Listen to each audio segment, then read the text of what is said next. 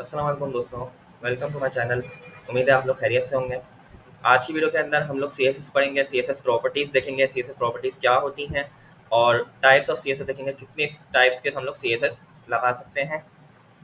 Next videos के अंदर हम लोग इंशाल्लाह फ्लेक्स बॉक्स देखेंगे और उसके बाद फिर हम लोग सिंपल वेबसाइट बनाना सीखेंगे। कैसे हम लोग सिंपल वेबसाइट जिसके अंदर हेडर, फुटर और एक सेक्शन होगा वो बनाना सीखेंगे कि कैसे हम लोग सिंपल वेबसाइट बना सकते हैं। लेकिन उससे पहले हमारे ये कॉन्सेप्ट क्लियर होने चाहिए। लास्ट वीडियो के अंदर मैंने HTML पढ़ाई थी, तो अगर आप लोगों ने HTML नहीं देखी है, HTML की वीडियो नहीं देखी है तो ज़रूर देख लें, क्योंकि उसी से रिलेटेड होगा ये। तो मेरे पास एक वेब डेवलपमेंट की पूरी प्लेलिस्ट है और नेक्स्ट जेएस की प्लेलिस्ट तो मेरी अलग से चल ही रही है।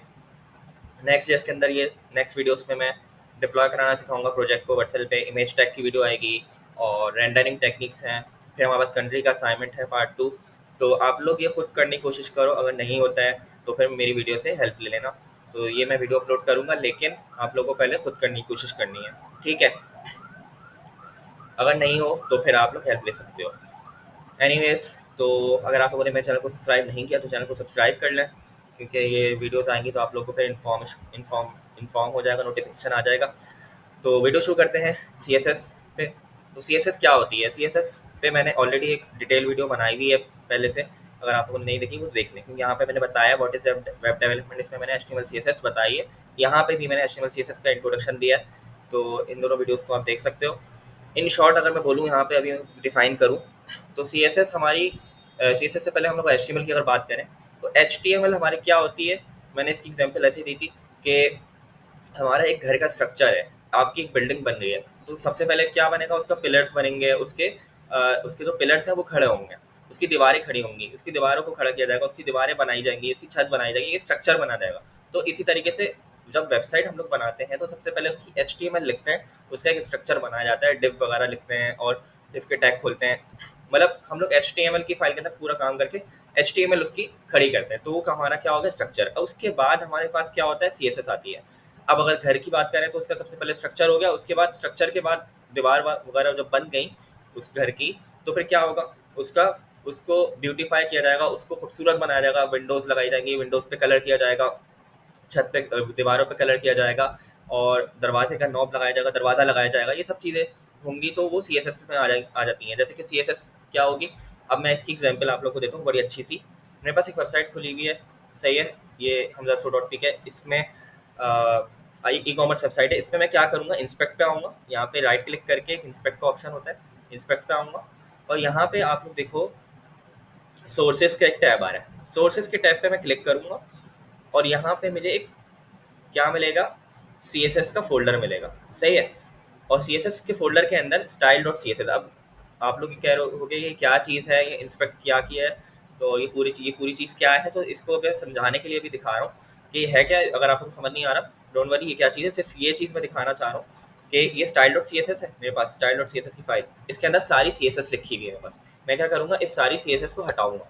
जैसे ही मैंने इस सारी CSS को हटाया तो क्या हुआ, मेरे पास वेबसाइट का नक्शा ही बिगड़ गया मेरे पास। आप लोग देखो, ये इस तरीके से मेरे पास सारी लिस्ट आनी शुरू हो गई, सारे प्रोडक्ट्स ऐसे आने शुरू हो गए, कैटेगरीज ऐसे आ गया और हेडर बिगड़ गया, मेरा क्रॉस यहाँ पे आ गया, सही है। इस तरीके से मेरे पास जो बटन था रिटर्न टू शॉप का उस तरीके से आ रहा है, तो ये पूरी वेबसाइट ही मेरे पास ख़राब हो गई। तो बेसिकली ये जो हमें दिख रही है ये क्या है, ये HTML है। ये क्या है, ये HTML दिख रही है, इससे हमने अभी CSS हटा दी। तो जब हम लोग HTML लिखते हैं तो वो कुछ इस तरीके से दिख रही होती है, अनस्ट्रक्चर वे में, अजीब सा अगली लुक होता है, सही है, सिर्फ इसका स्ट्रक्चर बना हुआ है। और जब हम लोग CSS अप्लाई करेंगे उस पर तो फिर वो प्रॉपर एक शक्ल में आ जाती है, प्रॉपर उसको हम लोग ब्यूटीफाई कर देते हैं, उसको हम खूबसूरत सा बना देते हैं, सही है। तो मैं वापस से मैंने CSS लगाई तो अब ये प्रॉपर उसमें आ गई, प्रॉपर अपने लेआउट में आ गई, सही है। तो CSS का काम ही होता है कि CSS क्या करता है, वेबसाइट का जो स्ट्रक्चर बना हुआ है ऑलरेडी, HTML जो स्ट्रक्चर बना हुआ है उसको वो और खूबसूरत सा कर देगा और एक प्रॉपर लेआउट में ले आएगा, ठीक है।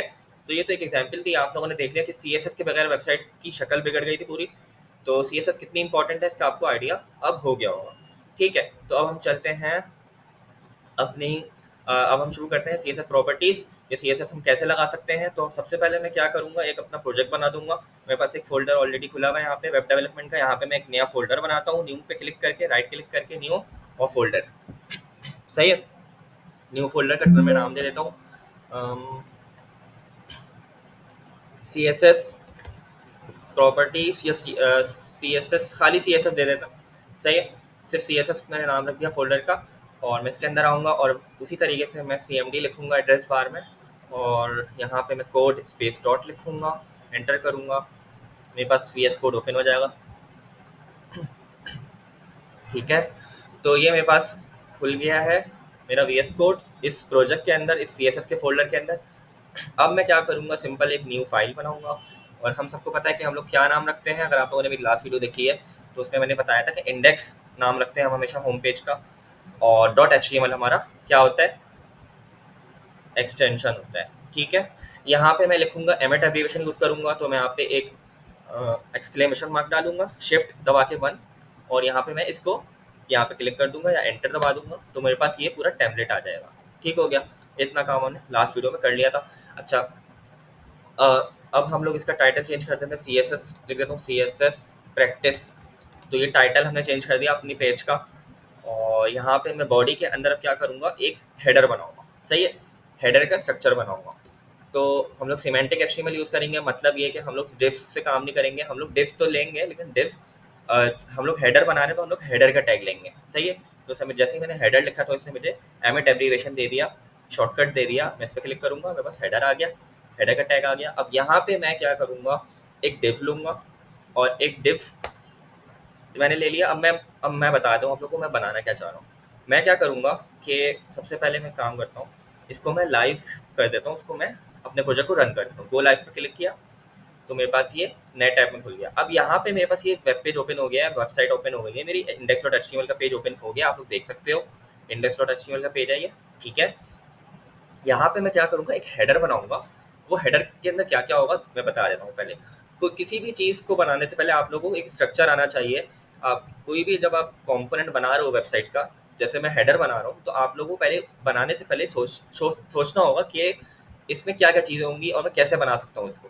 तो सबसे पहले हम क्या करेंगे, यहाँ पे एक हेडर का एक मेन डिव होगा। सही है, जो मैंने हेडर का भी बनाया, उसके अंदर मेरे पास यहाँ पे लेफ्ट साइड पे एक लोगो होगा, और राइट साइड पे मैं होम के कुछ लिंक दूंगा, होम, अबाउट अस, कॉन्टैक्ट का पेज, और कॉन्टैक्ट का पेज हो गया, और दूसरे मतलब 2-3 पेजेस में डाल दूंगा, 3-4 पेजेस जो भी मुझे आएंगे वो डाल दूंगा। बस बीच में हमारा एम्प्टी स्पेस होगा, कुछ नहीं होगा, और इस पूरे पे एक बैकग्राउंड कलर चल रहा होगा। सही है, तो ये हमारा बेसिक हमने एक सोच लिया कि हमें बनाना क्या है। अगर आप लोगों को यही नहीं पता होगा कि बनाना क्या है, तो आप लोग कुछ उसको बना ही नहीं सकते हो, आप उसका स्ट्रक्चर ही नहीं कर सकते हो। अब हम लोग सोच रहे थे कि इसका स्ट्रक्चर कैसे होगा।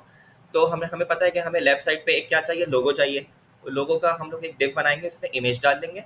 ठीक है, लेफ्ट साइड पे एक लोगो आ जाएगा इमेज के टैग के अंदर, और राइट साइड पे हम लोग एक डिव लेंगे, और डिव के अंदर हम लोग कुछ ए टैग्स डाल देंगे, मतलब ए टैग्स, एंकर टैग। ठीक है, तो उन एंकर टैग्स को हम लोग क्या एंकर टैग से क्या होता है, हम लोग पेजेस को डाल सकते हैं, पेजेस लिंक कर देंगे उस पर। सही है, तो अभी के लिए मैं सिर्फ इतना ही बनवाऊंगा, क्योंकि मुझे CSS समझानी है आप लोगों को, तो इसलिए मैं सिंपल रखूंगा इसको कि CSS कैसे हम लगा सकते हैं। तो और उसके बाद फिर CSS की हम लोग टाइप्स देखेंगे। ठीक है, तो अभी मैंने एक स्ट्रक्चर बनाया, सही, कुछ भी नहीं किया, सिर्फ ये अभी हमारी पूरी HTML है। और यहाँ पे मैंने बॉडी के टैग के अंदर, हमें पता है कि बॉडी के टैग के अंदर हम लोग काम करते हैं, अपना जो भी काम करते हैं हम लोग, जो भी HTML लिखते हैं वो बॉडी के टैग के अंदर लिखते हैं। ऑलरेडी आप लोग को पता होगी ये बात। सही है, और हेडर, हमने एक हेडर का टैग लिया, उसके अंदर टिप ले लिया।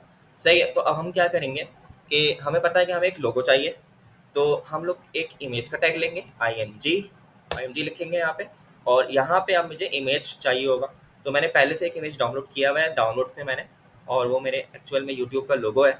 तो मैं यहाँ से इस लोगो को कॉपी करूँगा, और अपने उस फोल्डर में जहाँ पे जहाँ पे मेरा पेज है, जहाँ पे मेरा इंडेक्स का पेज है, यहाँ पे मैं पेस्ट कर दूंगा उसको, राइट क्लिक पेस्ट। सही है, कंट्रोल C, कंट्रोल V से भी हम कॉपी पेस्ट कर सकते हैं। कंट्रोल C से कॉपी हो जाएगा, कंट्रोल V से पेस्ट हो जाएगा। तो पेस्ट कर दिया मैंने यहाँ पे इसको। ठीक है, मैं इसको दिखा देता हूँ आप लोग को, ये इंडेक्स की फाइल आ गई, ये मेरा लोगो आ गया। ठीक है, दोनों फाइल्स मेरी यहाँ पे हैं। अब मैं क्या करूँगा कि VS कोड में वापस जाके इसको जस्ट लिंक कर दूंगा, SRC के अंदर / डाला मैंने, और यहाँ पे logo.jpg आ गया, लोगो आ गया। और अब हम लोग इसको जाके देख लेते हैं कैसा लग रहा है। तो ये अजीब सा मेरा बड़ा सा लोगो आ गया। सही है, मैं इसको थोड़ा सा छोटा कर दूंगा, मतलब विड्थ और हाइट दे दूंगा। तो वो कैसे देंगे, अब अब एक काम करते हैं कि अभी के लिए मैं इसको छोटा नहीं करता हूँ, इसको, इस लोगो को मैं अभी ऐसे ही रहने देता हूँ। अभी सिर्फ हम लोग इसका स्ट्रक्चर बना रहे हैं। उसको जो हम लोग इस लोगो को हम लोग जो छोटा करेंगे, विड्थ और हाइट देंगे, वो हम CSS से करेंगे। सही है, तो पहले हम लोग पूरा इसका स्ट्रक्चर बना लेते हैं। ठीक है, तो मैं एक और डिव लेता हूँ यहाँ पे नीचे, एक डिव मैंने और लिया। सही है, इस डिव के अंदर मैं क्या करूँगा, एक एंकर टैग लगाऊंगा, और एंकर टैग के अंदर मैं क्या लिख दूंगा, होम। एक मुझे होम का पेज चाहिए, एक मुझे अबाउट का पेज चाहिए। ठीक है, एक अबाउट का पेज हो गया,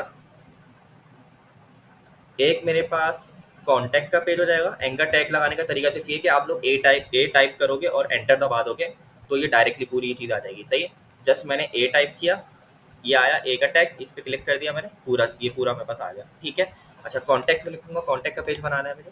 अब हम लोग देखते हैं कि आउटपुट आ रहा है। तो यहाँ पे मेरे पास, अगर मैं इसको रिलोड करूँ, अच्छा ये यहाँ पे आ गया। सही है, ठीक है, अब ये यहाँ पे इसके नीचे आ गया। इसको यहाँ पे कैसे लाएंगे, ये हम CSS से लाएंगे, देख लेते हैं। अभी कोई परेशानी की बात नहीं है। होम, अबाउट, कॉन्टैक्ट, ठीक हो गया। तो ये हमारे पास एक डिव आ गया। अब हम लोग CSS स्टार्ट करते हैं। ये हमने एक स्ट्रक्चर बना लिया कि हमारा जो मेन काम होगा वो किस तरीके से होगा। मेन जो स्ट्रक्चर होगा, मेन HTML हमने लिख ली है अपनी। अब हम इस पर CSS अप्लाई करेंगे। तो CSS का मतलब ऑलरेडी मैं बता चुका हूँ क्या होता है। वेबसाइट को ब्यूटीफाई करना, वेबसाइट को हम लोग उसको खूबसूरत बनाते हैं, उसको एक स्ट्रक्चर में ले आते हैं। उसको मतलब स्ट्रक्चर नहीं, स्ट्रक्चर तो HTML होता है। उसको हम एक लेआउट में ले आते हैं, एक प्रॉपर उसको लेआउट में ले आते हैं। ठीक है, तो अब अभी आप लोग देखो कैसी अजीब सी हमारी वेबसाइट लग रही है। एक लोगो यहाँ पे है, और यहाँ पे होम यहाँ पे आ रहा है, अबाउट यहाँ पे आ रहा है, कॉन्टैक्ट यहाँ पे आ रहा है। तो हम लोग इसको CSS से क्या करेंगे, खूबसूरत बनाएंगे। तो सबसे पहले तो CSS की 3 टाइप्स होती हैं। सही है, अब अभी टाइप्स को हम लोग बाद में डिस्कस कर लेंगे। CSS लिखने का तरीका क्या होता है कि आपके पास ये इमेज का टैग है। सही है, और ये डिव है। ठीक है, अब मैं क्या करूँगा, ज़रा सा जूम करता हूँ और इस डिव पे यहाँ पे क्लिक करता हूँ। यहाँ पे मैं क्या करूँगा, एक चीज़ लिखूँगा यहाँ पे। सही है, स्टाइल लिखूँगा। हम लोग क्या कर रहे हैं, स्टाइल कर रहे हैं। तो ये जो स्टाइल का मैंने दिया है यहाँ पे, ये क्या है, ये स्टाइल का एट्रीब्यूट है। एट्रीब्यूट, इसे हम एट्रीब्यूट कहते हैं। यानी हमने क्या किया कि हमने ये किया कि हमारा ये डिव का टैग था। सही है, ये तो आप लोगों को पता है ये क्या कहलाता है। ये ओपनिंग टैग होता है, ये क्लोजिंग टैग होता है। ऐसा ही है, इसमें स्लैश आ रहा है, ये क्लोजिंग टैग है, और ये हमारे पास ओपनिंग टैग है। तो हमने क्या किया, अपने ओपनिंग टैग को पकड़ा। हमें क्या करना था कि इस इमेज को छोटा करना है। ठीक है, तो इस इमेज को छोटा करने के लिए हम क्या करेंगे कि जिस डिव में ये इमेज रखा हुआ है, किसमें रखा हुआ है, ये इस डिव में रखा हुआ है। ठीक है, तो इस डिव में हमने क्या किया, इस डिव के ओपनिंग टैग को पकड़ा, मतलब इस डिव के ओपनिंग टैग को हमने यहाँ पे क्लिक किया, और यहाँ पे हम क्या करेंगे, सिंपल एक चीज़ लिखेंगे, स्टाइल। स्टाइल जैसे ही मैंने लिखा तो यहाँ पे इस तरीके से आ गया स्टाइल, और मैंने एंटर किया, स्टाइल इज इक्वल्स टू, और फिर ये इन्वर्टेड कॉमास आ गए इस तरीके से। ठीक है, तो जो भी हम लोग अपनी CSS लिखेंगे वो इस स्टाइल के टैग के अंदर, सॉरी स्टाइल का टैग नहीं है, क्या है, स्टाइल का एट्रीब्यूट है। यहाँ पे लिख देता हूँ, स्टाइल एट्रीब्यूट, इसे हम एट्रीब्यूट कहते हैं। सही है, जो भी हम लोग टैग के अंदर चीज़ें लेते हैं, जैसे स्टाइल हो गया, एक और चीज़ होती है क्लास। ये हम आगे देखेंगे क्लास क्या होती है। तो क्लास का ये क्या है, क्लास का एट्रीब्यूट है। ये क्या है, ये स्टाइल का एट्रीब्यूट है। तो इन इन चीज़ों को हम क्या कह रहे होते हैं, ये एट्रीब्यूट्स हैं। ये स्टाइल का एट्रीब्यूट है, ये क्लास का एट्रीब्यूट है। ठीक हो गया, और ये टैग है हमारा। ओपनिंग टैग के अंदर हम लोग एट्रीब्यूट्स देते हैं। सही है, तो हम थे स्टाइल के एट्रीब्यूट पे। अब मैंने क्या बताया कि इस स्टाइल के एट्रीब्यूट के अंदर हम लोग CSS लिखेंगे अपनी। तो इस स्टाइल के एट्रीब्यूट के अंदर हम लोग क्या करेंगे, CSS लिखेंगे। सही है, अब हमें क्या करना है, इस इमेज को छोटा करना है। इस इमेज को हमें इस साइज़ में लाना है कि हमारा हेडर जो होगा वो छोटा होगा, मतलब इतने स्क्रीन साइज में आ रहा होगा। तो हमें इस इमेज को छोटा करना है, इस फोटो को छोटा करना है। ठीक है, तो हम लोग इस इमेज को छोटा करने के लिए क्या करेंगे, स्टाइल का टैग मैं यहाँ से हटाता हूँ डिव से, और इमेज पे लगा देता हूँ। सही है, ऑल्ट का मैंने बताया था कि ऑल्ट क्या करता है कि सिंपल हमारे पास एक टेक्स्ट आ जाता है। अगर हमारा इमेज लोड नहीं होगा तो वो टेक्स्ट शो होगा। खैर, यहाँ पे मैं लिख दूँ लोगो, ये मेरा लोगो है। ठीक है, अच्छा अब मैंने क्या बताया था, स्टाइल का हम लोग यहाँ पे एट्रीब्यूट लगाएंगे इमेज के टैग के अंदर। तो इमेज का टैग जहाँ एंड हो रहा है वहाँ पे मैंने एक चीज़ लेनी है, स्टाइल ले लिया मैंने यहाँ पे। और स्टाइल जैसे ही मैंने यहाँ पे लिया, इसको बंद कर देता हूँ मैं। सही है, स्टाइल यहाँ पे इस तरीके से आ गया। अब यहाँ पे मैंने क्या करना है कि इसकी विड्थ लेनी है, विड्थ WIDTH। तो ये विड्थ की प्रॉपर्टी है, ये क्या है, विड्थ की प्रॉपर्टी, ये CSS की प्रॉपर्टी है हमारी। सही है, तो बेसिकली ये जो हमारे पास है ये CSS की प्रॉपर्टी है विड्थ की, जो कि इमेज पे हम लोग लगा सकते हैं या डिव पे भी लगा सकते हैं। खैर अभी मैंने इसको इमेज के टैग पे लगा दिया। अब इसकी विड्थ हम लोग दे देते हैं अंदाजन 200 पिक्सल दे देते हैं और देखते हैं क्या होता है।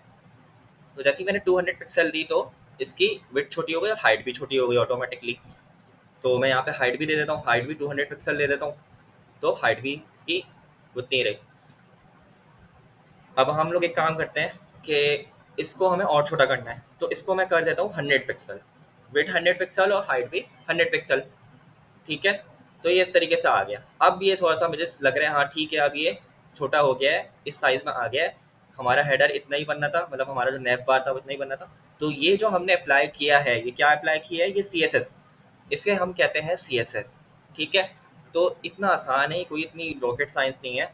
आपने क्या करना है, सिर्फ और सिर्फ स्टाइल का टैग लेना है और यहाँ पे विड्थ लगानी है और हाइट लगानी है, मतलब जो भी प्रॉपर्टी आपको लगानी है। ये विड्थ और हाइट की तो मैंने एग्जाम्पल दी कि हमें क्या करना था कि इस इमेज को छोटा करना था। तो अगर आप लोगों को कोई और काम करवाना है तो आप लोग कोई और काम करवा सकते हो उससे। तो CSS की जो प्रॉपर्टीज़, बहुत सारी प्रॉपर्टीज़ होती हैं CSS की। आप लोग सिर्फ यहाँ पे जाके सर्च करो CSS प्रॉपर्टीज़। यहाँ पे हमारे पास पूरी प्रॉपर्टीज आ जाएंगी। अलाइन कंटेंट, ये कि कंटेंट को अलाइन कर देगा मिडिल में या लेफ्ट पे राइट पे।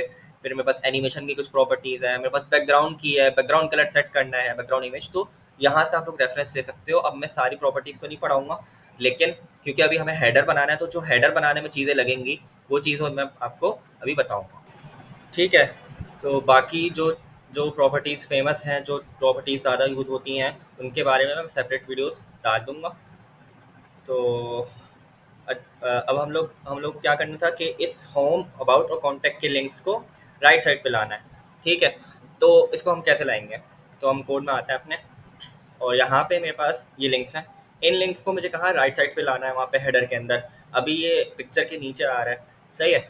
और ये जो मेरा जो सारे लिंक्स हैं ये किसके अंदर है, ये एक डिव के अंदर है।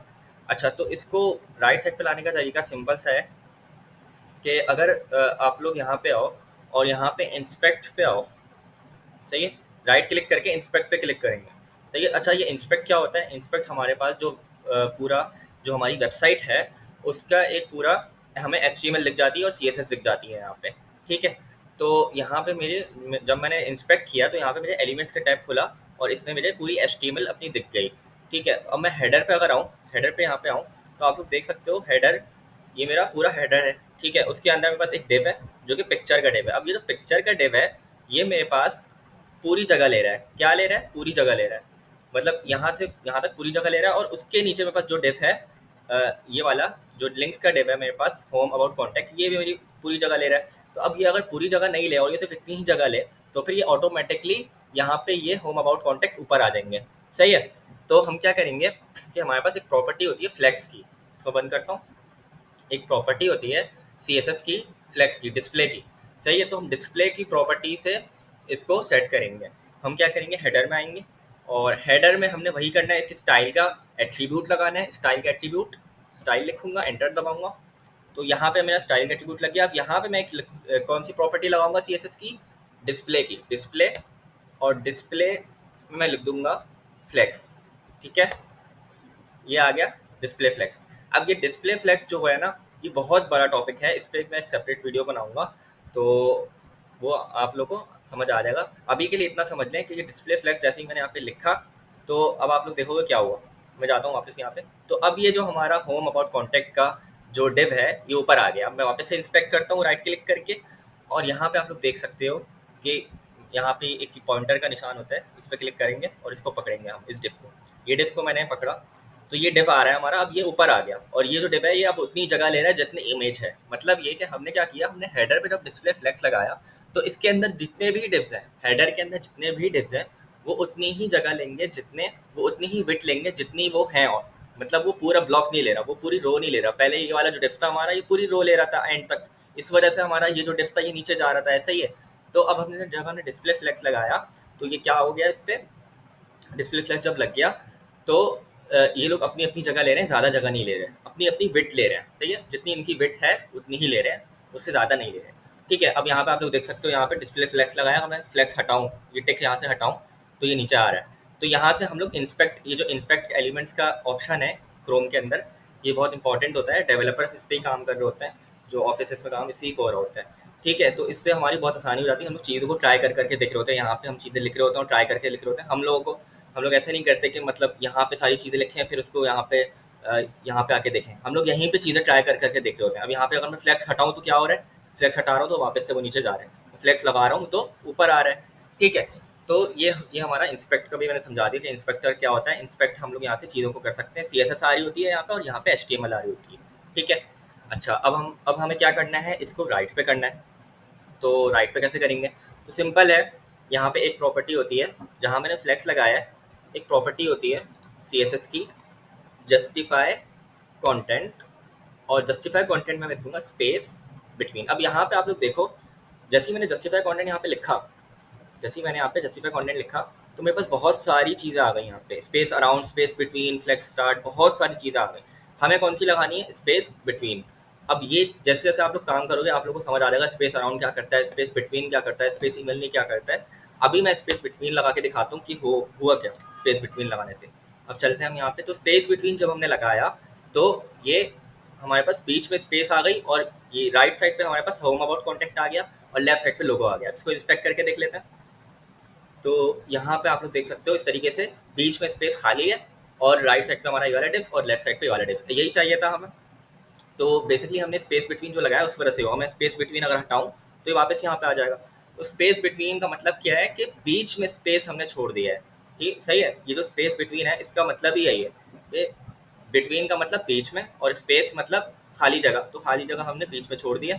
तो उस वजह से ये बीच में खाली जगह छोड़ गई। तो क्या हुआ कि दोनों डिफ के बीच में हमने हेडर पे ये चीज़ लगाई, तो जितने भी डिफ्स होंगे उनके बीच में स्पेस आ जाएगी। ठीक है, अब दो ही डिफ थे यहाँ पे, एक लोगो का डिफ है और यहाँ पे एक लिंक्स का डिव है, तो इन दोनों के बीच में स्पेस आ गई, तो स्पेस बिटवीन ने ये काम किया। ठीक है, अच्छा अब हम क्या करेंगे कि अब हमें ये जो डिव है, मतलब ये जो हमारे लिंक्स हैं इनको बीच में करना है। क्यों बीच में करना है, क्योंकि ये अभी अच्छा नहीं लग रहा। हम चाहते हैं कि एक अलाइन रहे, कि मतलब ये जो लिंक्स आ रहे हैं हम हमारे, ये इस तरीके से लोगों की लाइन में आए। अभी ये ऊपर से चिपका हुआ है, तो हम क्या करेंगे, एक इसकी एक और प्रॉपर्टी होती है अलाइन आइटम्स, अलाइन आइटम्स, और इसको भी हम सेंटर कर देंगे, अलाइन आइटम्स सेंटर। ठीक है, तो यहाँ पे हमने इसको अलाइन आइटम सेंटर कर दिया। अब हम चेक कर लेते हैं इसका आउटपुट क्या आ रहा है। तो अब हमारा जो लोगो है वो बीच में हो गया, सॉरी, जो अब हमारे लिंक्स हैं वो बीच में आ गए इस तरीके से। ठीक है, तो ये हो गया। अब हम एक काम करते हैं कि मेरे पास ये जो होम अबाउट कॉन्टैक्ट आ रहे हैं, ये बहुत एक दूसरे से चिपके हुए हैं, इनके बीच में थोड़ी सी स्पेसिंग चाहिए मुझे। ठीक है, तो मैं क्या करूँगा कि यहाँ पे मैं इस तरीके से ये वाला डिव है मेरे पास जो लिंक्स का डिव है, इसमें मैं आऊँगा और यहाँ पे मैं स्टाइल का टैग दूंगा, सॉरी स्टाइल का एट्रीब्यूट दूंगा। टैग बोल लेता हूँ मैं बार बार, टैग नहीं है एट्रीब्यूट है, स्टाइल का एट्रीब्यूट दिया मैंने। और अब मैं इस पर क्या कर दूंगा, यहाँ पे वापस से डिस्प्ले फ्लेक्स लगाऊंगा। ठीक है, और अब मैं यहाँ पे गैप की प्रॉपर्टी दूंगा, गैप 10 पिक्सल। अब हम लोग चेक करते हैं कि अब क्या हुआ। तो जैसे ही यहाँ पे मैंने गैप की प्रॉपर्टी दी तो मेरे पास यहाँ पे गैप आ गया। अब यहाँ पे गैप मुझे कम लग रहा है थोड़ा सा, मैं इसको बढ़ा देता हूँ, इसका गैप मैं ज़्यादा कर देता हूँ। तो यहाँ पे मेरे पास इंस्पेक्ट एलिमेंट खुला हुआ था, तो मैंने यहीं से इसको ट्राई कर लिया, इंस्पेक्ट एलिमेंट को मैंने यहीं से ट्राई कर लिया कि कितना गैप चाहिए मुझे। तो इसको मैं बढ़ा के देख लेता हूँ। होम अबाउट कॉन्टैक्ट मुझे इतना सही है, 40 पिक्सल का सही लग रहा है मुझे। ठीक है, तो अब मैं इस 40 पिक्सल को यहाँ मैंने ट्राई किया है, तो अभी यहाँ पे सेव तो नहीं हुआ है फाइल में, तो मैं फाइल में जाऊँगा और यहाँ पे 40 पिक्सल कर दूँगा इसको। सही है, अब ये सेव हो गया। अब मैं जाऊँगा यहाँ पे और लोड कर लूँगा। ठीक है, बाय द वे अगर आप लोगों को सेव का नहीं पता तो ये फाइल्स हमें सेव भी करनी होती है कंट्रोल S करके, तभी हमारे पास यहाँ पे चेंज दिखेगा। मैंने तो ऑटो सेव लगाया हुआ है, तो ऑटो सेव होता रहता है मेरा। ठीक है, तो अगर आप लोग का ऑटो सेव नहीं लगा हुआ तो आपको बार बार कंट्रोल S करके सेव करना पड़ेगा। सही है, तो ये इस तरीके से हमारे पास आ गए, इनके बीच में स्पेस भी आ गई। ठीक है, अब मैं चाहता हूँ कि ये जो कॉन्टैक्ट है और ये जो लोगो है ये बहुत ज़्यादा लेफ्ट साइड से चिपके हुए हैं, थोड़ा सा लेफ्ट साइड से और राइट साइड से थोड़ा सा स्पेस हो। तो मैं क्या करूँगा, अब मेरे पास एक और प्रॉपर्टी होती है पैडिंग की, पैडिंग। सही है, तो मैं क्या करूँगा, हेडर मेरे पास यहाँ पे है, हेडर में मैं क्या दे दूँगा, पैडिंग दे दूँगा। अब मैं आप लोग यहाँ पे देखो, मैं यहीं पे ट्राई करूँगा कि पैडिंग से क्या होगा। मैं पैडिंग लूँगा, padding dash inline, padding inline की प्रॉपर्टी मैंने ली, थोड़ा सा जूम कर देता हूँ, और यहाँ पे मैं लिखता हूँ 20 पिक्सल। ठीक है, तो अब आप लोग देखो कि यहाँ पे मेरे पास थोड़ी सी स्पेस आ गई, लेफ्ट साइड से भी स्पेस आ गई और राइट साइड से भी स्पेस आ गई। अब मैं इसको एडजस्ट कर लूँगा अपने हिसाब से।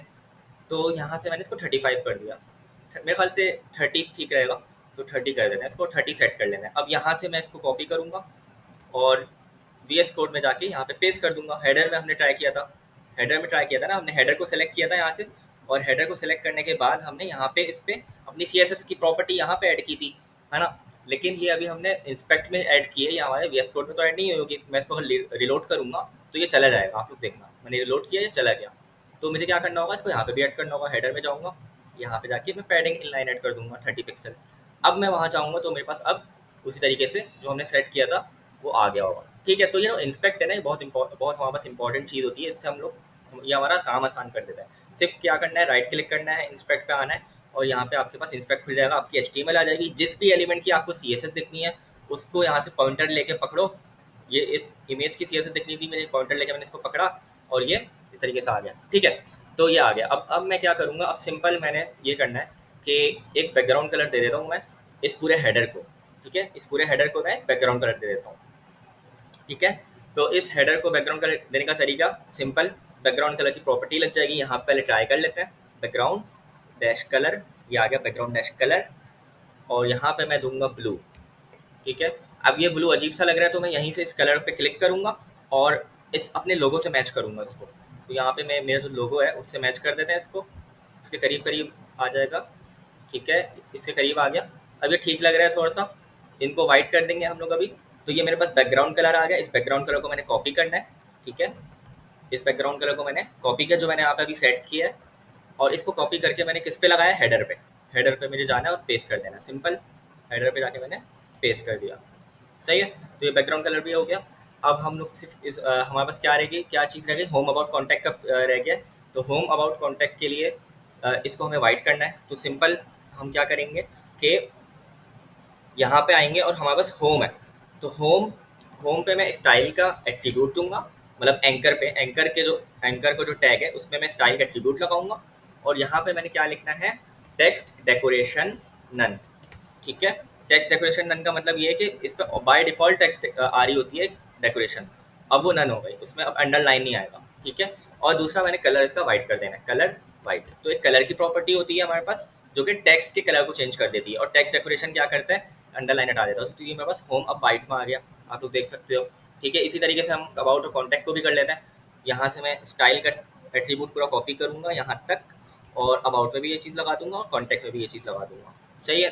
तो ये हमारा हेडर, एक बेसिक सा हेडर तैयार हो गया। अब यहाँ पे थोड़ी सी स्पेसिंग आ रही है, मैं चाह रहा हूँ थोड़ी सी स्पेसिंग नहीं है, तो मैं काम करूँगा कि इस हेडर पे मार्जिन 0 कर दूंगा, मार्जिन 0, ठीक है। मार्जिन 0 से नहीं हुआ ये, अच्छा ये बॉडी की स्पेसिंग आ रही है, ठीक है। तो हमें क्या करना होगा, बॉडी को 0 करना होगा, बॉडी को मार्जिन 0 करना होगा। अभी बॉडी की मार्जिन बाय डिफ़ॉल्ट 8 आ रही है। मार्जिन क्या होता है, मार्जिन का मतलब होता है स्पेसिंग, छोड़ स्पेसिंग आ जाती है थोड़ी सी हमारी। तो मार्जिन को मैं यहाँ पे अगर 0 करूँगा तो ये सही से आ जाएगा, सही है। अब मेरा बिल्कुल बॉडी की जो मार्जिन थी वो ख़त्म मैंने कर दी। तो क्या हुआ कि जो मेरा हेडर है बिल्कुल वो स्क्रीन के लेफ्ट से और राइट से चिपक गया, तो मैं यही चाहता था। खैर, तो ये तो हमने यहाँ पे कर दिया। अच्छा, इसके लिए अब बॉडी की मार्जिन 0 करने के लिए मैं क्या जाऊँगा, बॉडी पे जाऊँगा और बॉडी पे स्टाइल का टैग एट्रीब्यूट दूंगा, और यहाँ पे भी मैं मार्जिन 0 कर दूंगा, मार्जिन 0, ठीक हो गया। तो इस तरीके से हमारा हेडर तैयार हो चुका है। तो ये इस तरीके से हम लोग अपना काम कर रहे होते हैं। सिंपल, हमने कुछ भी नहीं किया, स्ट्रक्चर बनाया। सबसे पहले हमने दिमाग में सोचा कि क्या बनाना है हमें, फिर हमने उसका स्ट्रक्चर बनाया कि भाई एक डिव यहाँ पे होगा, उसके अंदर इमेज होगा, फिर एक डिव यहाँ पे होगा, उसके अंदर लिंक्स होंगे। पहली चीज़ हमने ये कर ली कि हमने सोच लिया, स्ट्रक्चर बना लिया कि हमें HTML स्ट्रक्चर हमारा क्या होगा। दूसरी चीज़ हमने क्या की, जो जहाँ जहाँ हमें चीज़ें अप्लाई करनी थी हमने अपने CSS करना स्टार्ट की, और स्टाइल का एट्रीब्यूट लगा के हमने उसको जैसे बॉडी पे मार्जिन 0 कर दिया, सही है। सबसे पहले हमने शुरुआत जो की थी इमेज से की थी, इमेज की हाइट बहुत बड़ी आ रही थी, तो हमने इमेज पे क्या स्टाइल का एट्रीब्यूट लगा के विड्थ और हाइट दे दी थी। फिर हमने दूसरी चीज़ क्या की थी कि हमने जो दूसरी चीज़ की थी वो ये की थी कि हमारे पास जो डिव है होम अबाउट कॉन्टैक्ट का, ये जो पेजेस हमारे पास आ रहे थे ये नीचे आ रहे थे, तो इसको हमने फ्लेक्स देके फ्लेक्स दे दिया था और गैप दे दिया था। अच्छा, ये गैप की जो प्रॉपर्टी है, ये जो गैप की प्रॉपर्टी है, अगर आप फ्लेक्स नहीं लगाओगे तो ये रन नहीं होगी। तो आपको फ्लेक्स लगाना ज़रूरी है, तभी गैप की प्रॉपर्टी आपकी लगेगी, अप्लाई होगी। अगर आप फ्लेक्स नहीं लगाओगे और इस तरीके से सिर्फ गैप लिखोगे तो गैप की प्रॉपर्टी अप्लाई नहीं होगी। देखो ये चिपक गया वापस से, ठीक है।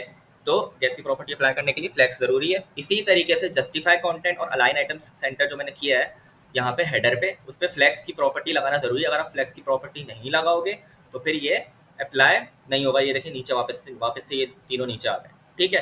तो जस्टिफाई कंटेंट और अलाइन आइटम्स की दोनों प्रॉपर्टीज फ्लैग्स पे ही लगती है, ठीक हो गया। तो इस तरीके से हम लोगों ने अपना काम किया था कि हम लोग फिर स्टाइल के एट्रीब्यूट लगा के ये CSS की प्रॉपर्टीज लगाई थी। अच्छा, ये हमारे पास जो स्टाइल लिखा हुआ है एट्रीब्यूट होता है हमारे पास, ये आप लोगों को पता है। और ये जो हमारे पास लिखी हुई है ये CSS की प्रॉपर्टीज है। ये डिस्प्ले CSS की प्रॉपर्टी है, जस्टिफाई कंटेंट प्रॉपर्टी है, अलाइन आइटम CSS की प्रॉपर्टी है, और ये इनकी वैल्यूज है। फ्लेक्स डिस्प्ले की वैल्यू क्या है, फ्लेक्स। जस्टिफाई कंटेंट की वैल्यू क्या है, स्पेस बिटवीन। तो ये चीज़ें आप लोगों को पता होनी चाहिए, ठीक है। तो अब हम लोग बात कर लेते हैं, ये तो हमने एक बेसिक CSS का हमने आइडिया ले लिया कि CSS की प्रॉपर्टीज़ क्या होती हैं। CSS की प्रॉपर्टीज़ क्या होती हैं, ये प्रॉपर्टीज़ हैं। डिस्प्ले प्रॉपर्टी है, जस्टिफाई कंटेंट प्रॉपर्टी है, अलाइन आइटम्स प्रॉपर्टी है, टेक्स्ट डेकोरेशन एक प्रॉपर्टी है CSS की, कलर एक प्रॉपर्टी है, ठीक है। और स्टाइल क्या है, एक एट्रीब्यूट है। href क्या है, एक एट्रीब्यूट है, सही है। जो हमारे पास टैग के अंदर लिखी चीज़ें लिखी होती हैं वो एट्रीब्यूट्स होते हैं, और एट्रीब्यूट्स के अंदर जो चीज़ें होती हैं वो उनकी प्रॉपर्टीज़ होती हैं। तो स्टाइल क्या है, एक एट्रीब्यूट है, और ये जो टेक्स्ट डेकोरेशन लिखा है और ये कलर लिखा है ये क्या है, प्रॉपर्टी है, ठीक है। ये CSS की प्रॉपर्टी है। अच्छा, अब बात कर लेते हैं हम लोग टाइप्स ऑफ CSS। तो अभी जो हमने CSS का काम किया है वो क्या है, सॉरी, अभी जो हमने CSS का काम किया है ये क्या है, 3 टाइप्स होती हैं CSS की। इनलाइन CSS मैं यहाँ पे लिख देता हूँ, 3 टाइप्स होती हैं CSS की। Types of CSS, inline CSS, ठीक है। फिर आता है हमारे पास इंटरनल CSS, फिर आता है हमारे पास एक्सटर्नल CSS, ठीक है, एक्सटर्नल। तो ये 3 टाइप्स होती हैं हमारे पास CSS की, इनलाइन, इंटरनल और एक्सटर्नल। अभी जो हमने ये काम किया है ये कौन सी टाइप है, ये इनलाइन CSS है, इनलाइन, सही है। ये पहली टाइप है हमारी इनलाइन CSS, जिसमें हमने टैग के साथ ही स्टाइल का एट्रीब्यूट लगा के काम किया है, सही है। इमेज हमने जब लगाया था तो यहाँ पे हमने स्टाइल का एट्रीब्यूट दे दिया था। एक एंकर टैग लगाया था तो यहीं पे स्टाइल का एट्रीब्यूट दे दिया था। बॉडी जब लगाई थी तो बॉडी में ही हमने स्टाइल का एट्रीब्यूट दे दिया था, सही है। तो ये जो हमने काम किया है ये कौन सी टाइप का वाला काम किया है, इनलाइन CSS लगाई है, ये हमने इनलाइन CSS अप्लाई की है, सही है। तो ये जो हमने काम किया है ये जनरली नॉट रिकमेंडेड होता है, ये ऐसे हम लोग काम नहीं करते। हम लोग कैसे काम कर रहे होते हैं, एक्सटर्नल CSS पे काम कर रहे होते हैं, सही है। तो अब हम बात करते हैं इंटरनल CSS की। इंटरनल CSS क्या होती है, तो जल्दी से मैं यहाँ पे आप लोगों को इंटरनल CSS समझाता हूँ। इंटरनल CSS क्या होती है कि हम लोग क्लासेस में काम कर रहे होते हैं। हम क्या करते हैं कि जैसे कि ये डिव है, ये क्या है, ये एक डिव है। किसका डिव है, इसके अंदर कुछ लिंक्स है, होम, अबाउट, कॉन्टैक्ट, ये वाला डिव है, ये सही है, ये वाला डिव है होम, अबाउट, कॉन्टैक्ट का। तो हम इस डिव को एक क्लास का नाम दे देंगे, एक क्लास दे देंगे। तो यहाँ पे मैं एक क्लास का एट्रीब्यूट दूंगा, जैसे मैंने स्टाइल का एट्रीब्यूट दिया था, मैं यहाँ पे एक क्लास का एट्रीब्यूट दूंगा। और क्लास का एट्रीब्यूट जैसे मैं दूंगा यहाँ पे उसी तरीके से इसने मेरे इन्वर्टेड कॉमास दे दिए। इन इन्वर्टेड कॉमास के बीच में मैं क्लास का एक नाम दूंगा। अब यहाँ पे क्लास की नेमिंग में भी हमें ध्यान रखना होता है कि जिस चीज़ का डिव है हम उसी का नाम दें। अब ये किस चीज़ का डिव है, ये है लिंक्स का। तो मैं यहाँ पे एक नाम दे देता हूँ उसको, लिंक्स, लिंक्स डिव, ठीक है। मैंने यहाँ पे एक नाम दे दिया लिंक्स डिव। तो मैंने क्या किया, एक क्लास दी और एक क्लास में मैंने उसको एक नाम दे दिया। अब हमने इस डिव का एक नाम रख दिया, क्लास क्लास देके उसका नाम रख दिया लिंक्स डैश डिव, ठीक हो गया। अब मैं क्या करूँगा, अपने हेड में आऊँगा, हेड के टैग के अंदर ऊपर स्क्रॉल करके यहाँ पे टाइटल के नीचे मैंने स्टाइल का एक टैग देना है, स्टाइल का टैग। तो हाँ, स्टाइल का एक टैग भी होता है, और ये हम लोग किस में यूज़ कर रहे होते हैं, इंटरनल CSS में यूज़ कर रहे होते हैं। स्टाइल का टैग हमारा किस में यूज़ हो रहा होता है, इंटरनल CSS में। तो इंटरनल CSS में हम क्या कर रहे होते हैं कि हेड के अंदर हम लोग एक स्टाइल का टैग देते हैं, ठीक है। और जिस एलिमेंट पे हमें CSS देनी है, किस एलिमेंट पे CSS देनी है, अभी मुझे लिंक्स के डिव पे देनी है, सही है। तो लिंक्स का जो डिव है उस पर मुझे अगर CSS देनी है तो मैं कैसे दूंगा, इसको मैं कॉपी करूंगा यहाँ से, लिंक्स डैश डिव को, कंट्रोल C, कॉपी किया मैंने यहाँ से इसको, और कॉपी करके मैंने यहाँ पे स्टाइल में इस तरीके से डॉट डाला और यहाँ पे उसको पेस्ट कर दिया, और यहाँ पे भी कर्ली ब्रैकेट्स आ गए, ठीक है। तो मैंने क्या किया, मैं एक दफ़ा वापस से रिपीट कर देता हूँ।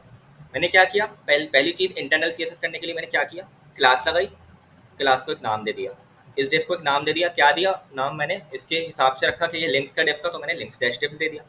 पहला पॉइंट हो गया। दूसरा पॉइंट, हेड में आया, स्टाइल का टैग लगाया, क्लोथिंग टैग लगाया, ओपनिंग टैग, क्लोथिंग टैग, सही है, दूसरा पॉइंट हो गया। तीसरा पॉइंट, मैंने क्लास कॉपी की, डॉट डाला यहाँ पे और क्लास का नाम पेस्ट किया और कर्ली ब्रैकेट्स लगा दिए, ठीक हो गया। तो ये 3 पॉइंट्स मैंने आपको बताए कि ये इंटरनल CSS हो रही है, सही है। इंटरनल CSS के लिए ये 3 चीज़ें की है अभी हमने, कि यहाँ पे हमने क्लास का नाम लिया और डॉट लगा दिया, मतलब डॉट लगा के क्लास का नाम लिख दिया। अब हम यहाँ पे अपनी CSS लिख सकते हैं। हम लोग क्या करेंगे, हम लोग ये करेंगे कि मैं अभी ये करूँगा कि मैंने स्टाइल के एट्रीब्यूट के अंदर CSS दी थी उसको मैं यहाँ से कट करूँगा, राइट क्लिक कट। सही है, अब ये यहाँ से हट गई। अब अगर मैं अपना आउटपुट देखूंगा तो मुझे कुछ आउटपुट बिगड़ा सा दिखेगा, बिगड़ा हुआ दिखेगा। क्यों बिगड़ा हुआ दिखेगा? क्योंकि मैंने यहाँ से स्टाइल के टैग से हटा दिया। इस तरीके से था, गैप आ रहा था, अब गैप नहीं आएगा। ठीक है, मैंने स्टाइल से यहाँ से चीज़ें हटा दी तो गैप नहीं आएगा। देखें अब यहाँ पे गैप नहीं आ रहा। ठीक हो गया। तो अब मैं क्या करूँगा, मुझे इंटरनल CSS लगानी थी, तो मैंने जो चीज़ यहाँ से कट की है मैं यहाँ पे जस्ट यहाँ पे पेस्ट कर दूंगा, पेस्ट, और यहाँ पे एंटर। तो एक प्रॉपर्टी मेरी डिस्प्ले फ्लेक्स की आ गई, एक प्रॉपर्टी गैप की आ गई। तो अब आप लोग देखोगे कि मैंने जब यहाँ पे आऊँगा तो यहाँ पे मेरा उसी तरीके से कोई फ़र्क नहीं पड़ा, वापस से गैप मेरा आ गया। तो ये होती है हमारी इंटरनल CSS। जो चीज़ें हम लोगों ने स्टाइल के एट्रीब्यूट में दी थी, उन चीज़ों को उठा के हमने क्लास को नाम दिया, हेड में आए, हेड में एक स्टाइल का एट्रीब्यूट स्टाइल का टैग दिया, और यहाँ पे हमने क्लास का नाम दिया डॉट लगा के। सही है, और फिर हमने यहाँ पे इसकी प्रॉपर्टीज दे दी। तो ये होती है हमारी इंटरनल CSS। मैं यहाँ पे लिख भी दे देता हूँ, इंटरनल CSS मैंने लिख दिया यहाँ पे। ठीक है, इसी तरीके से जितने भी अब हम हमारे हेडर है, हेडर को भी मैं यही करूँगा, हेडर को मैं यही करूँगा, एक हेडर को इस तरीके से क्लास दूंगा। सही है, अच्छा क्लास देने की ज़रूरत नहीं है, आप डायरेक्ट चाहो तो डायरेक्ट हेडर को भी एक्सेस कर सकते हो। सही है, अब मैं यहाँ पे आता हूँ ऊपर और यहाँ पे हेडर लिखता हूँ, और हेडर में मैं वो चीज़ें पेस्ट कर देता हूँ यहाँ पे, जो चीज़ें मैंने वहाँ से कट की थी। ठीक है, इसको मैं ज़रा सा फॉर्मेट कर देता हूँ, ये नीचे आ गए इस तरीके से। ठीक है, ये सारी प्रॉपर्टीज आ गई। अब देखिए, अब ये ज़्यादा रीडेबल लग रहा है। Display flex, justify content space between align items center, padding in line, और बैकग्राउंड कलर की प्रॉपर्टी। ठीक है, तो अच्छा आप लोग बोलोगे कि यहाँ पे क्लास क्यों नहीं दी, हेडर में क्लास क्यों नहीं दी? तो क्लास दे भी सकते हो आप लोग, चाहो तो नहीं दो। मैंने अभी डायरेक्ट इसको हेडर से रेफरेंस कर लिया। अगर आप लोग क्लास दोगे तो क्लास देने से पहले यहाँ पे डॉट आएगा। ठीक है, अगर आप लोग यहाँ पे क्लास दे रहे हो, यहाँ पे क्लास दिया और क्लास से आपको एक्सेस करना है, क्लास से उसको पकड़ना है, मतलब क्लास से उसको आपको प्रॉपर्टी देनी है। तो क्लास अगर आप लोग यूज़ करना चाहते हो तो यहाँ पे क्लास इस तरीके से दोगे, क्लास का नाम दोगे, और उससे पहले स्टाइल के टैग के अंदर यहाँ पे डॉट लगाओगे और क्लास का नाम दे दोगे। ठीक हो गया। और अगर आप लोग क्लास यूज़ करना नहीं चाह रहे हो, जैसे कि हेडर है, तो हेडर तो एक ही होता है ना पूरी वेबसाइट में, तो इसको मैं ऐसे ही पकड़ सकता हूँ, मतलब इसको मुझे क्लास देने की जरूरत नहीं है। तो मैंने क्या किया, डायरेक्ट डॉट वॉट कुछ नहीं दिया, सिर्फ हेडर लिखा, तो हेडर के एलिमेंट को ये पकड़ लेगा। सही है, अब हमने इसको यहाँ पे क्लास से प्रॉपर्टी नहीं दी, हमने इसको डायरेक्ट टैग से पकड़ लिया, डायरेक्ट टैग से एक्सेस कर लिया, या डायरेक्ट टैग से हमने इसको, ये क्या हुआ, हाँ डायरेक्ट टैग से हमने इसको प्रॉपर्टीज दे दी, मतलब CSS लगा दिया हमने। ठीक है, तो ये हमारा इंटरनल CSS इस तरीके से लग रही होती है, या तो आप क्लास से लगा लो या फिर आप उससे लगा लो एलिमेंट से। ठीक है, अब हम यहाँ पे आते हैं, कुछ हिला तो नहीं, हमारा कोड हमारा सही, आउटपुट सही आ रहा है। ठीक है, सही आ रहा है। तो अब मैं यहाँ से स्टाइल का टैग भी हटा दूंगा क्योंकि ये ज़रूरत नहीं है इसकी हमें, ये स्टाइल का टैग भी हटा दूंगा, हेडर में हटा दिया था मैंने। ठीक है, तो इस तरीके से हम लोग ये कर रहे होते हैं।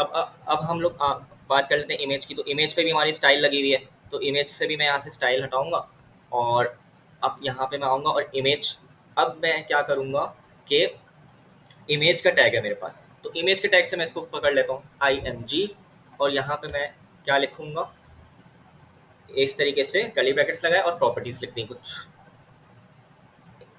ये प्रॉपर्टीज आ गई मेरी। ठीक है, सॉरी प्रॉपर्टीज कॉपी नहीं हुई थी, वापस से कंट्रोल Z करते हैं। हाँ, अब ये मैं कॉपी करता हूँ, यहाँ से कट करता हूँ, कट हो गई। अब इमेज ऊपर, वापस ऊपर आऊँगा, इमेज का टैग लूँगा और यहाँ पे प्रॉपर्टीज लगा देंगे, विड्थ और हाइट यही थी। ठीक है, तो अब हम लोग चेक कर लेते हैं सही आ रहा है, बिल्कुल ठीक आ रहा है, सही है, कोई चेंज नहीं हुआ, कोई फ़र्क नहीं पड़ा। ठीक है, तो हमने इमेज को एक्सेस कर लिया, लेकिन एक मसला आ सकता है। अब फॉर एग्जांपल आपकी वेबसाइट में एक नीचे कोई एक्स्ट्रा इमेज है, तो अगर मैं यहाँ पे कोई एक्स्ट्रा इमेज लगाता हूँ नीचे हेडर के नीचे, फॉर एग्जांपल यहाँ पे मेरे पास एक सेक्शन है और उस सेक्शन के अंदर एक इमेज है।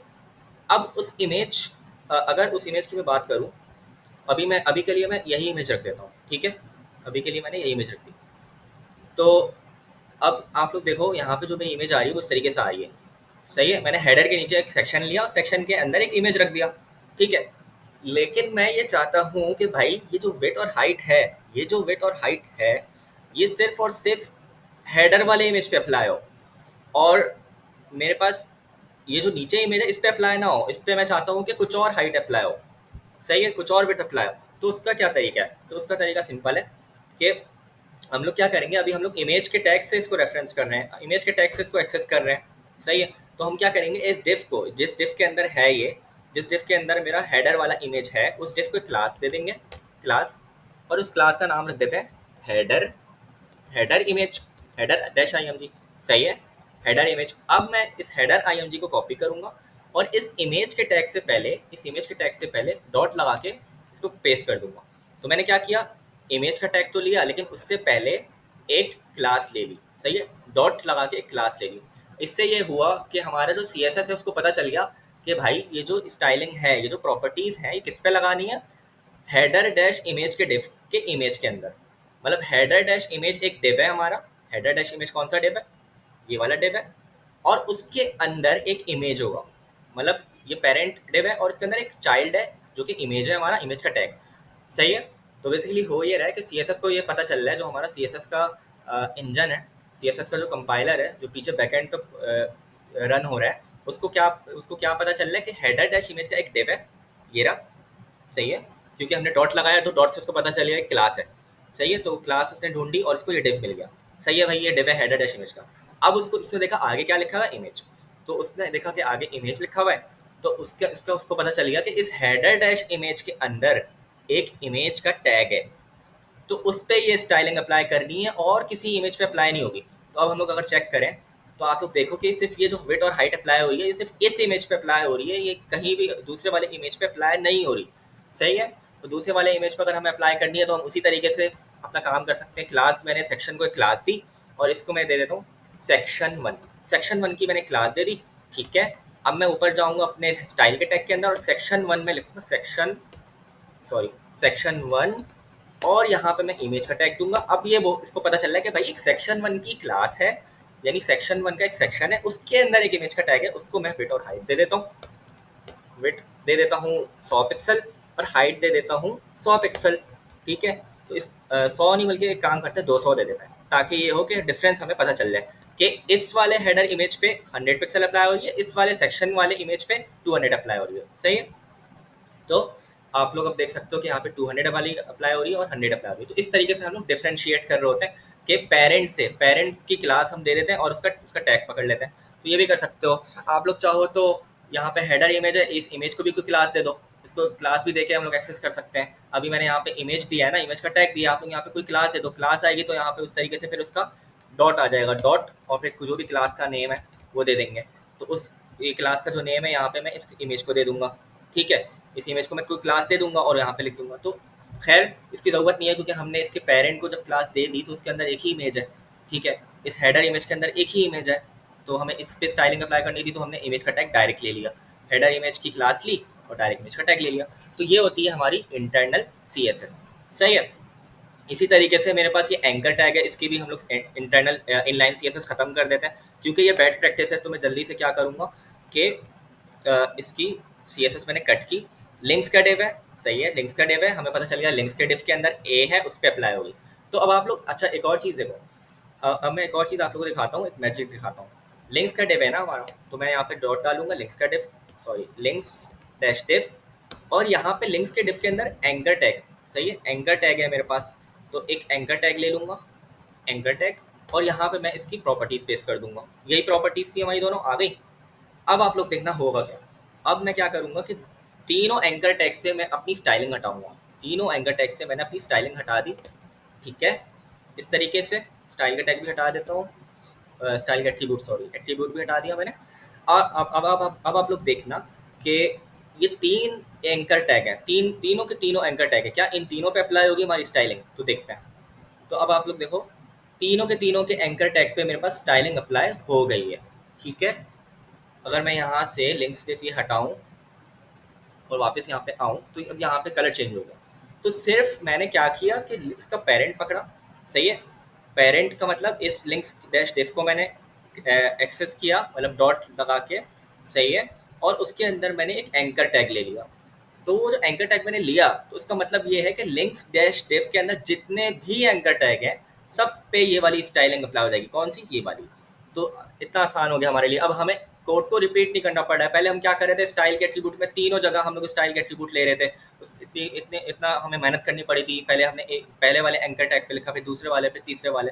तो क्या हुआ कि हमने सिर्फ एक ही दफ़ा लिंक्स डैश डिफ का डिफ लिया, मतलब उसकी क्लास ली, उसकी क्लास को पकड़ा और उसके बाद एक एंकर लगा दिया, बस सिंगल एंकर। सही। और हमने एक ही दफ़ा कोड लिखा और हमारा कोड तीनों एंकर्स पे अप्लाई हो गया। तो इसीलिए हमारा जो स्टाइल का एट्रीब्यूट है, ये जो इनलाइन सीएसएस होती है, इसीलिए हमारी रिकमेंडेड नहीं होती, क्योंकि हमें बहुत दफ़ा रिपीट करना होता है, काम को बहुत रिपीट करना पड़ जाता है। सही है। अब हमने यहाँ पे जो इंटरनल सीएसएस की है, इसमें सिर्फ हमने एक मरतबा हमने सिर्फ यहाँ पे कोड लिखा है और वो तीनों एंकर टैग पे अप्लाई हो गया। ठीक है। समझ आ गया होगा होपफुली आप लोगों को इंटरनल सीएसएस का फ़ायदा। तो मैंने इस पूरे कोड को इंटरनल सीएसएस में कन्वर्ट कर दिया है। कोई भी इनलाइन सीएसएस आप लोगों को यहाँ पे नहीं दिख रही होगी। ठीक है। अच्छा, ये कोड आप लोग को मिल जाएगा, तो फिक्र नहीं करना, बिल्कुल टेंशन लेने की बात नहीं है। और साथ साथ प्रैक्टिस करें। मैं तो ये कहता हूँ हमेशा कि वीडियो के साथ साथ प्रैक्टिस करें, ताकि ये हो कि सिर्फ वीडियो देखने से काम नहीं होगा, आपको साथ साथ प्रैक्टिस करनी होगी, तभी समझ आएगा आप लोगों की चीज़ें। ठीक है। तो ये मेरी इंटरनल सीएसएस है पूरी स्टाइल के टैग के अंदर। अच्छा, तो ये हमने देख लिया कि इंटरनल सीएसएस क्या होती है।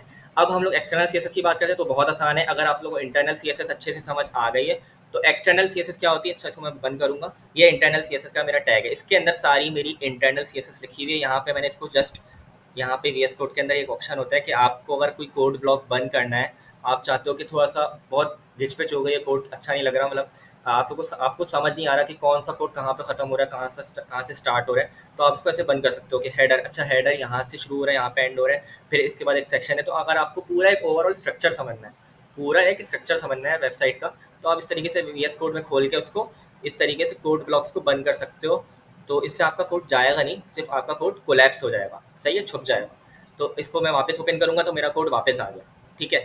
तो इस तरीके से मैं इसको कोलैप्स कर सकता हूँ, इसको छुपा सकता हूँ। हेडर मैंने बंद कर दिया तो हेडर इस तरीके से आ गया, सेक्शन मैंने बंद कर दिया, सेक्शन इस तरीके से आ गया। ठीक है।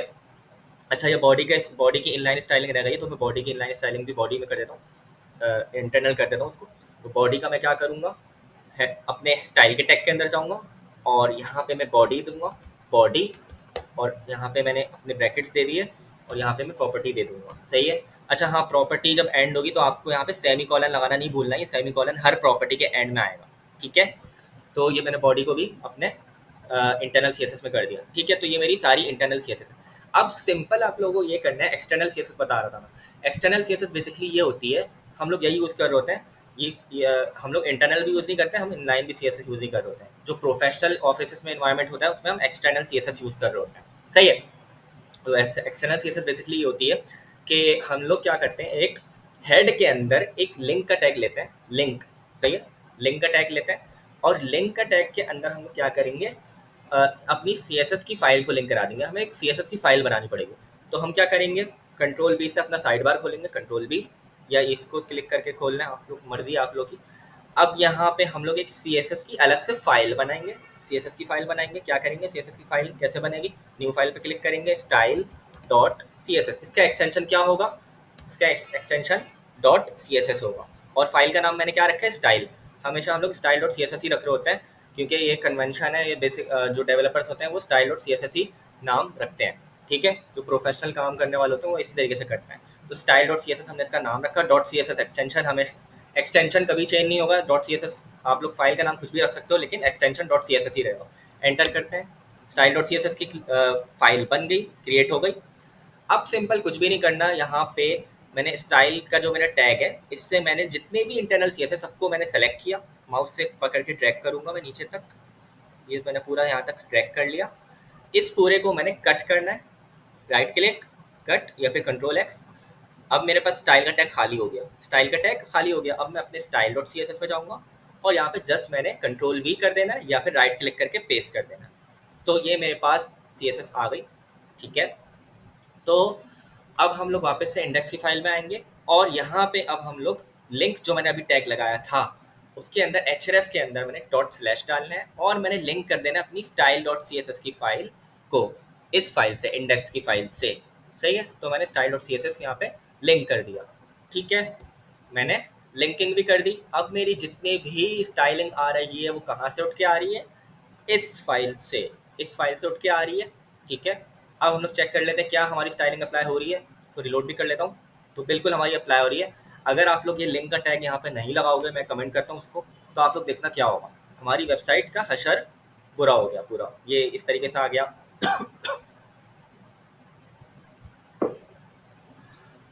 ये इस तरीके से हमारे पास होम अबाउट कॉन्टेक्ट इधर आ रहे थे, राइट पे इधर आ गए, बैकग्राउंड कलर चला गया, सब कुछ चला गया। तो हमारी जितनी भी सी एस एस थी सबकी सब सबकी सब उड़ गई। ठीक है, जितने भी सी एस एस थी हमारी, वो सारी की सारी, क्योंकि हमने लिंक ही नहीं किया, तो इसलिए वो सारी की सारी सी एस एस हमारी उड़ गई।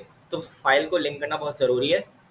ये मैंने यहाँ पे लिंक वापस से टैग लगा दिया। अब हम लोग चेक कर लेते हैं, तो ये वापस से ठीक हो गया हमारा। अच्छा, ये इमेज तो मैं हटा देता हूँ, मैंने ऐसे दिखाने के लिए किया था कि अगर हम लोग को दो अलग अलग इमेज को दो अलग अलग स्टाइलिंग देनी हो तो हम कैसे देख सकते हैं। वो आपने देख लिया कि क्लास देके कि उसके पेरेंट को क्लास दे दें, तो उस तरीके से हम कर सकते हैं। ठीक है, तो अब मैंने यहाँ पे इंटरनल सी एस एस भी हटा दी है और external C S S use कर ली है। स्टाइल का टैग मैं यहाँ से हटा देता हूँ, ठीक है, और इंटरनल सी एस एस भी हटा देता हूँ यहाँ से। तो ये हो गया हमारा एक्सटर्नल सी एस एस। सही है, तो हम लोगों ने देख लिया कि कैसे हम लोग हेडर बना सकते हैं। ये तो सिंपल एक हेडर का ट्यूटोरियल नहीं था, बल्कि ये सी एस एस प्रॉपर्टीज़ का था कि सी एस एस प्रॉपर्टीज़ क्या होती हैं और सी एस एस की कितनी टाइप्स होती हैं। हमने आज क्या पढ़ा, इनलाइन सी एस एस जो कि हम लोग स्टाइल के एट्रीब्यूट में दे रहे थे। ठीक है, हमने इंटरनल सी एस एस पढ़ी कि इंटरनल सी एस एस क्या होती है, हेड के टैग के अंदर हमारे पास स्टाइल का टैग खुल जाता है और उसमें हम लोग क्लासेस के एट्रीब्यूट के थ्रू और क्लासेस को पकड़ते हुए हम लोग सी एस एस दे रहे होते हैं। सही है, और हमने एक्सटर्नल सी एस एस पढ़ी कि जो हमारी इंटरनल सी एस एस होती है उसको जस्ट हमने दूसरी फाइल में कन्वर्ट कर देना, दूसरी फाइल में पेस्ट कर देना। तो हमारे पास दूसरी फाइल में जब हम उसको पेस्ट करेंगे और उसको यहाँ से लिंक करेंगे फाइल को, तो वो एक्सटर्नल सी एस एस हो जाएगी। ठीक है, तो हम लोग इस तरीके से इस अप्रोच में काम करेंगे, क्योंकि ये स्टैंडर्ड है। जब भी मैं कराऊंगा तो इस अप्रोच में काम कराऊंगा, ना इंटरनल यूज़ करूंगा ना इनलाइन करूंगा। तो इसका ये फ़ायदा है। सही है, अब अगर फॉर एग्जांपल मैंने यहाँ पे अपना जो लिंक्स का डिव है उसके अंदर जो मेरे पास ये कलर आ रहा है, मैं चाहता हूँ कि रेड कर दूँ, होम होम अबाउट कॉन्टैक्ट को मैं रेड कर दूँ। तो जस्ट मैंने यहाँ से इसको रेड करना है। सही है, और ये सारे के सारे एंकर पे ऑटोमेटिकली रेड कर देगा। सही है, तो ये फ़ायदा है हमारा एक्सटर्नल सी एस एस का या इंटरनल सी एस एस का। कि क्या फ़ायदा है कि हमने क्लासेस यूज़ की हुई हैं, तो जितने भी एंकर होंगे हम जो भी चेंजेस करेंगे यहाँ पे, वो सारे के सारे बटन्स पे चेंजेस आ जाएंगी। सिर्फ होम पे नहीं होगा या सिर्फ अबाउट पे नहीं होगा, जितने भी एंकर टैग्स हैं हमारे पास सब पे वो चेंजेस अप्लाई हो जाएंगी। सही है, तो ये हमारा फ़ायदा होता है इंटरनल या external C S S use करने का, कि हम लोग डायरेक्टली हम लोग एक एंकर टैग, हम लोग बस एक दफ़ा कोड चेंज करेंगे और जितने भी एंकर टैग्स हैं वो सारे के सारे हमारे स्टाइलिंग वाली हो जाएगी चेंज। और इसीलिए हम लोग inline C S S use नहीं कर रहे होते हैं। ठीक है, तो आई होप आप लोग को समझ आ गया होगा। अच्छा, एक्सटर्नल सी एस एस में हम लोग स्टाइल का टैग नहीं लगाते, डायरेक्ट हम लोग यहाँ पे स्टाइलिंग अपनी स्टार्ट कर देते हैं क्लास से। जैसे कि इंटरनल सी एस एस में हम लोग यहाँ पे स्टाइल का टैग लगा रहे थे, इस तरीके से स्टाइल का टैग लगा रहे थे और फिर हम यहाँ पे उसकी क्लासेस यूज़ कर रहे थे, सी एस एस लगा रहे थे। जबकि एक्सटर्नल सी एस एस में हमारा कोई स्टाइल का टैग नहीं होता, डायरेक्ट यहाँ पे हमारी सी एस एस ऐसे ही हम लोग स्टार्ट कर देते हैं। सही है, तो आई होप आप लोग को समझ आ गया होगा कि इंटरनल एक्सटर्नल का क्या फ़र्क है, इंटरनल एक्सटर्नल और इनलाइन सी एस क्या होती है और सी एस एस की प्रॉपर्टीज़ क्या होती हैं। सही है, और सी एस एस प्रॉपर्टीज़ के बारे में मैं ये कहूँगा कि बिल्कुल आप लोग को याद करने की ये ज़रूरत नहीं है, क्योंकि ये जो प्रॉपर्टीज़ होती हैं बहुत सारी हैं, आप सब याद नहीं कर सकते। तो जैसे जैसे आप काम करते जाओगे वैसे वैसे आपको प्रैक्टिस में आते जाएगा और आपको जहन में बैठते रहेंगी। इवन मैं, जो कि जिसको थोड़ा सा टाइम हो गया काम करते हुए फ्रंट एंड पे, उसको उसको भी मतलब मुझे भी प्रॉपर्टी सही से याद नहीं है। ठीक है, मैं क्या करता हूँ कि जो जो काम मुझे करवाना होता है उसको मैं उस काम को मैं सर्च करके गूगल पे देख लेता हूँ उसकी प्रॉपर्टी। फॉर एग्जांपल, अगर आपको बैकग्राउंड कलर की प्रॉपर्टी चाहिए, सी एस एस प्रॉपर्टी, तो आप जस्ट यहाँ पे गूगल पे जाओ, लिखो बैकग्राउंड कलर चेंज करना है आप लोगों को। अगर तो आपको background colour C S S, तो यहाँ पे जस्ट आपने ये लिखना है और यहाँ पे आपको पहला लिंक W3 स्कूल्स का आ जाएगा, किसी का भी आ जाएगा, MDN वेब टॉक्स है। तो यहाँ पे आपको क्लिक करोगे, इस पर आ गई बैकग्राउंड कलर की ऐसे प्रॉपर्टी थी, यहाँ से कॉपी करो, जस्ट वहाँ पेस्ट करो, कलर जो भी यूज़ करना है वो यूज़ कर लो।